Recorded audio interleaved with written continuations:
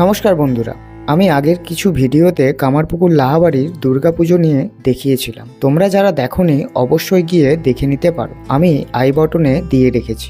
আজ শুভ বিজয়া, মায়ের বিদায়ের দিন। আমি মন্দিরে এসে দেখি বিজয়ার পুজো প্রায় শেষের দিকে। দশমীর পুজো সেরে সুতো কাটা হলো এবং নবপত্রিকাকে হলুদ জলে বিসর্জন করা হলো।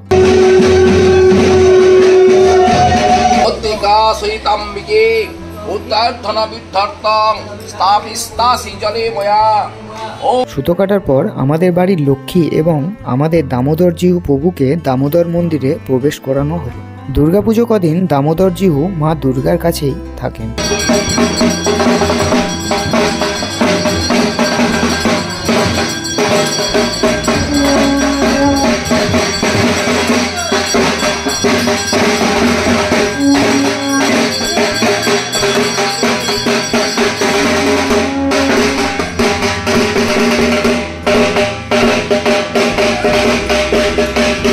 আর এইদিকে কাকিমা জেঠিমারা সিঁদুর খেলায় মত্ত হয়েছে। আর ওইদিকে আজকে দুপুরের প্রসাদের প্রস্তুতি চলছে।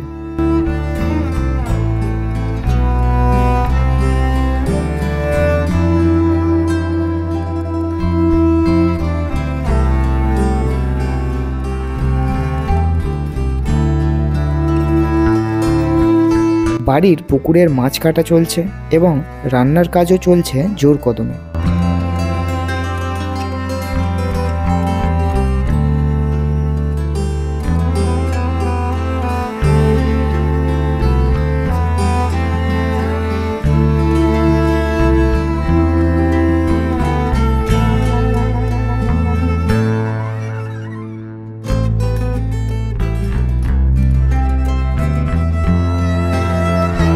রান্নার কাজ শেষ হওয়ার পরই আমাদের দুপুরের প্রসাদ বিতরণ শুরু হয়ে গিয়েছিল।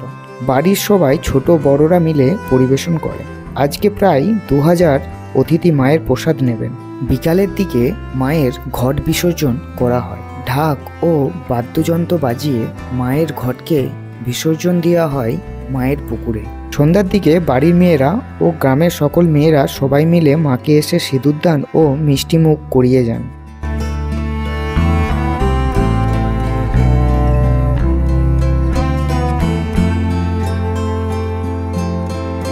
সিঁদুরদান ও মিষ্টি জল খাওয়ানোর পর মা দুর্গাকে মন্দির থেকে বার করা হয়। আমাদের মায়ের কাঠামো অনেক ভারী।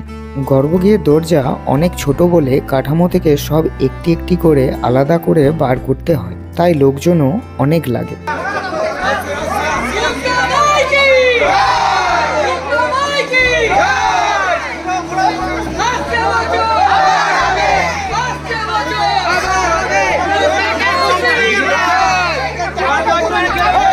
মাকে বার করার পর পুনরায় আবার সব ঠাকুরকে এক কাছে এক কাঠামোতেই করা হয়।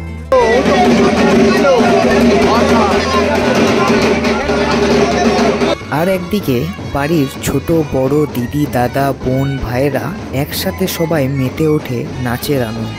বাঙালির নাচে ও আনন্দের নাচে আমিও অংশীদার হয়েছিলাম। তারপর মাকে বরণ করা হয়। কামারপুকুর লাহাবাড়ির পুরোহিত মশাই মাকে বরণ করেন।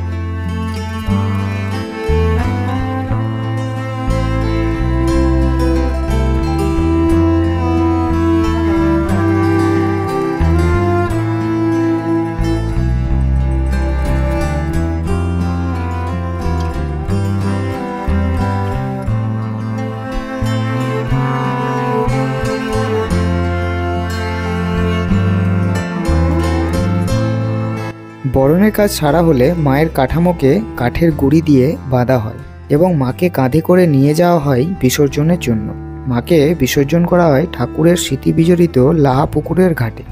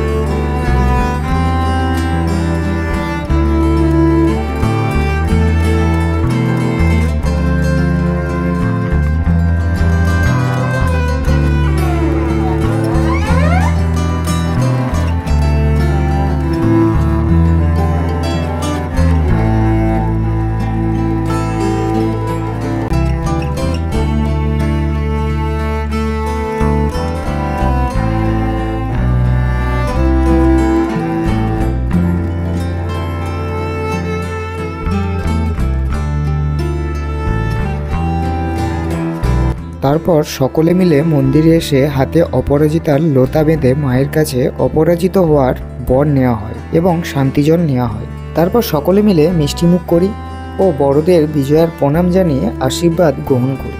কামারপুকুর লাহাবাড়ির দুর্গাপুজো অবশ্যই তোমরা একবার হলেও দেখতে আসো। সকলকে আহ্বান জানাই। সবাই সুস্থ থাকবেন এবং ভালো থাকবেন।